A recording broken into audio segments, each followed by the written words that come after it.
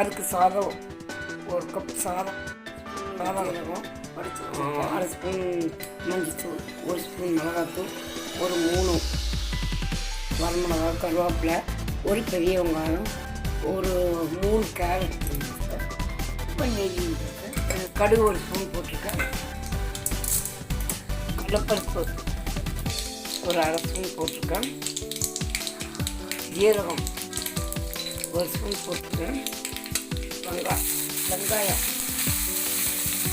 இதுக்கு பச்சை மிளகாய் ஒன்று போட்டுக்கலாம். நான் போடுறேன் மிளகாய் அது உங்கள் காரத்துக்கு தகுந்தப்போ போட்டுக்கோங்க. கொஞ்சம் மஞ்சத்தூள், அரை ஸ்பூன் மஞ்சத்தூள், கேரட் போட்டுக்கலாம். 3 கேரட்டு,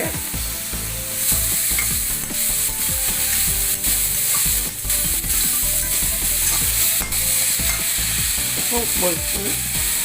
இதுக்கு காரம் அதிகமாக இருக்காது. காஷ்மீர் மிளகாத்தூள் தான் போட்டுக்கிறேன். கொத்தமல்லி பிச்சு போட்டுக்கிறேன்.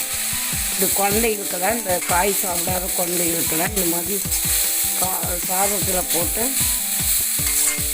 இது பண்ணி கொடுத்தா குழந்தைங்களாம் நல்லா சாப்பிடும். 1 கப் சாதம் உடைச்சி வச்சுருக்கேன். ஸ்பூன் நெய் ஊற்றிக்கிறேன்.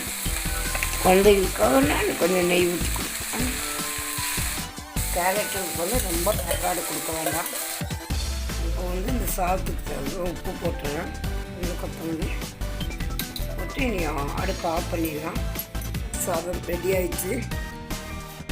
பார்த்து சப்போர்ட் பண்ணி குழந்தைகளுக்கெல்லாம் கொடுக்கலாம். குழந்தைங்க காய் சாப்பிடாத குழந்தைங்கள்லாம் இந்த மாதிரி வச்சு கொடுத்தீங்கன்னா நல்லா சாப்பிடும்.